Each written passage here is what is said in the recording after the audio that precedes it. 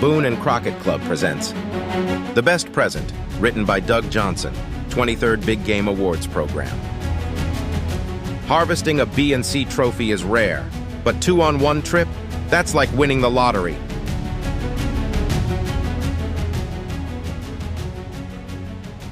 My dad and I boarded a plane in Portland, Oregon, on August 27th, headed for Dillingham, Alaska. This was the beginning of a 10-day hunting trip for moose and caribou in the Wood-Tikchik State Park. I graduated from Eastern Oregon State College in the spring of 1995.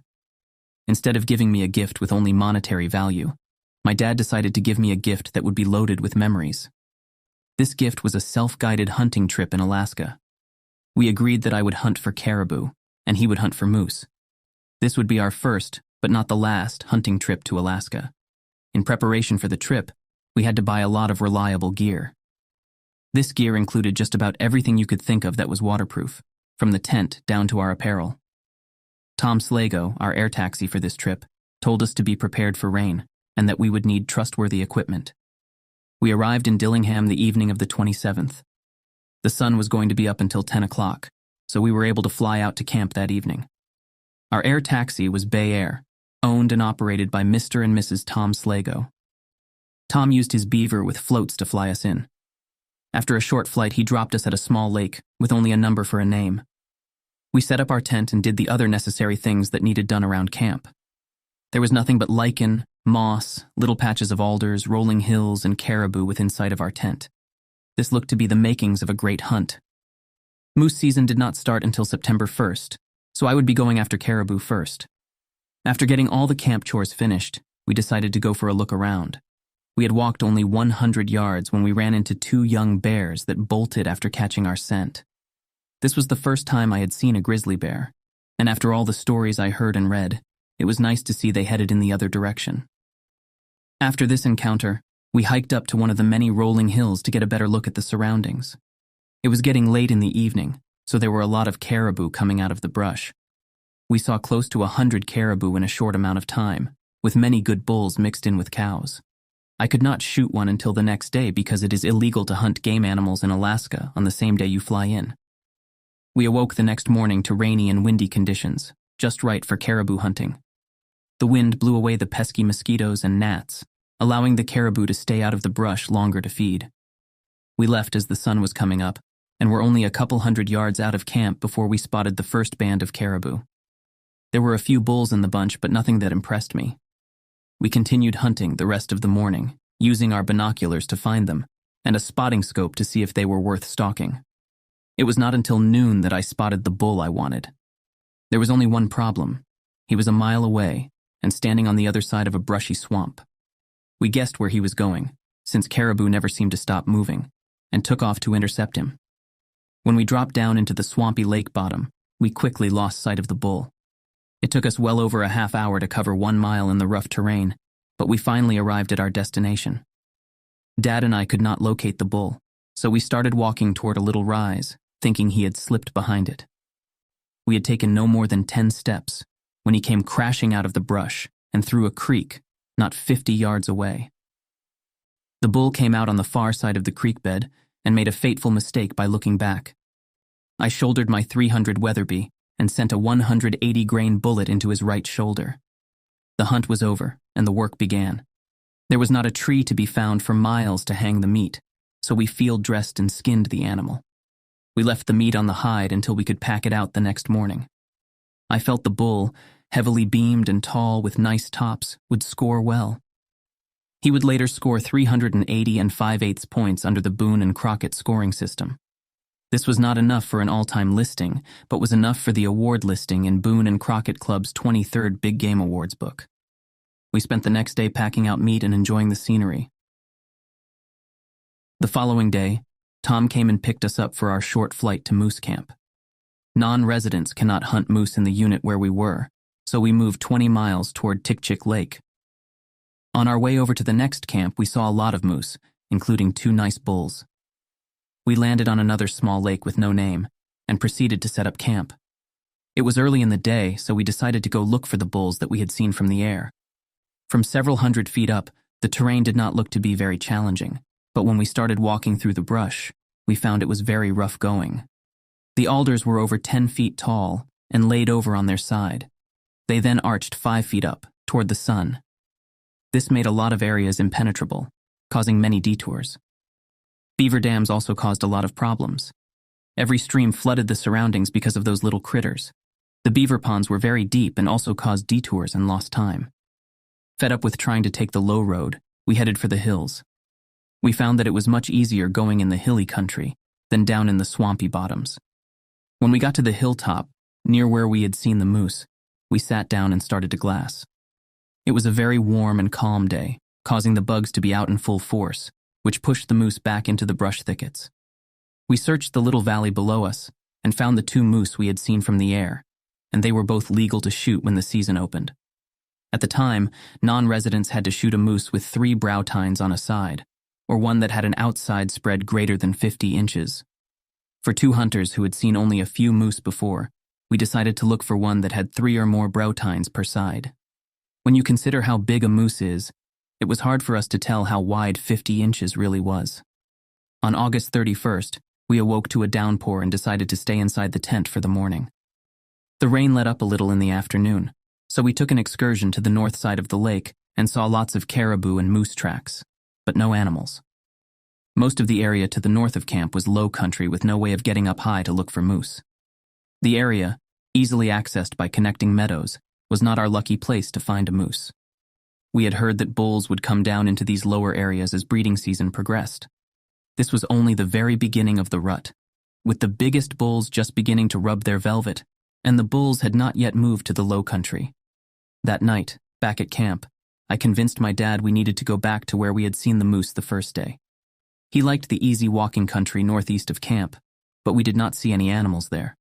My dad and I have experienced a lot of hunting and packing into the wilderness in the Meenum country of eastern Oregon. I knew that if he shot anything 3 to 4 miles from camp, we would have no problem retrieving it. We awoke the following morning to partly sunny skies and a quick breakfast of instant oatmeal and hot cider. With our fanny packs filled with the usual supplies of food, bug dope, and a first aid kit, we set out with high hopes of finding a bull moose. Halfway into the valley, I spooked a bull with my noisy rain gear. It was not raining, but the dew on the grass and limbs was enough to soak you to the bone. We chased this little guy around for a couple of hours, but we never did get a good look at him. We proceeded to the hilltop where we could look down on the valley. We arrived at the top around 11:30 a.m. and began glassing. We did not see the bulls where they had been previously, so we began searching elsewhere. We did spot an exceptional caribou, bigger than the one I had taken, and I wished I still had my tag.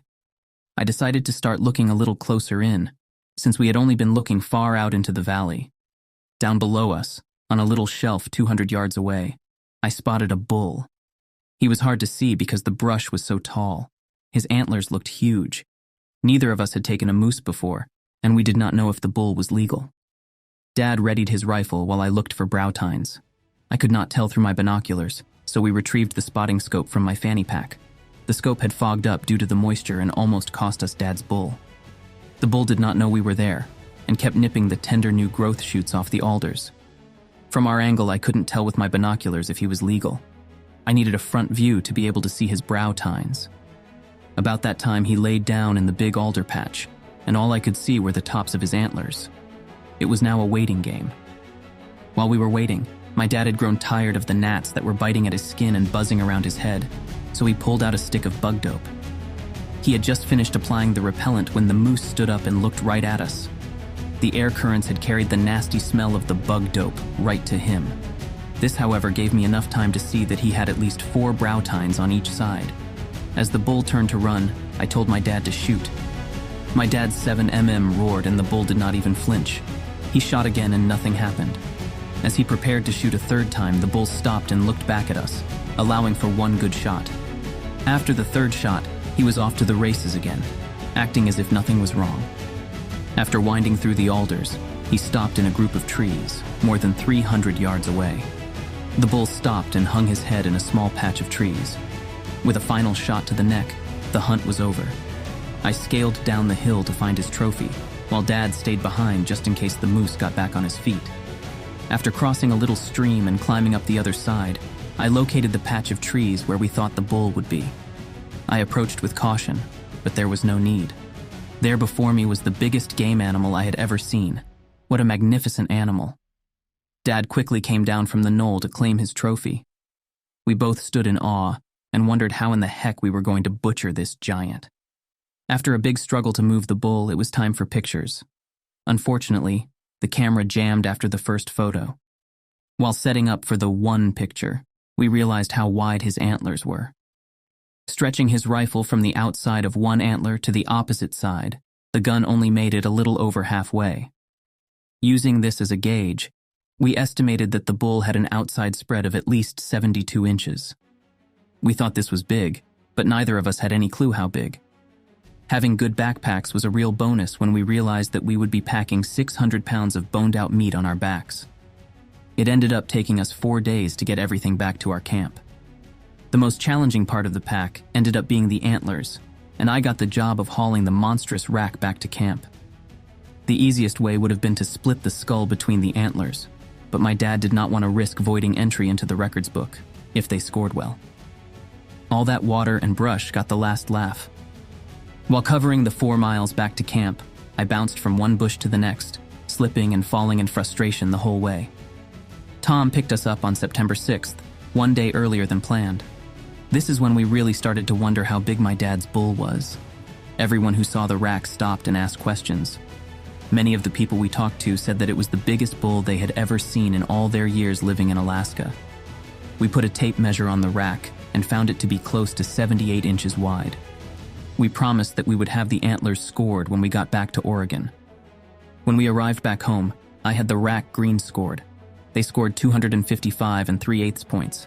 We still didn't know how big was big, so Dad had Buck Buckner score the rack after the necessary drying time. Buck taped the bull at 254 1/8 points. He called us the next day and said that it would rank approximately 3rd in the world if the score stood. Wow. What a moose for 2 guys who had only seen a few Alaska Yukon moose before this trip. My dad has since moved to Kodiak, Alaska, and took the antlers with him. They are now on display in the lobby at Kodiak Inn in Kodiak. More than anything, I will always cherish the memories and companionship I had with my dad on this trip. It was the best present I could have ever received for graduation. I will not look at this trip for the quality of trophies. They were a bonus we were able to take. Rather, I will always remember the good time we had together. While Doug's caribou is currently ranked at number 1074 in the all-time record book, John's Alaska Yukon moose is number 15 as of this recording in 2023. Thank you for listening, and if you enjoy content like this, please share it with a friend. You can find even more stories here, or visit boone-crockett.org to see associated pictures and score charts. And as always, thank you for supporting the Boone and Crockett Club.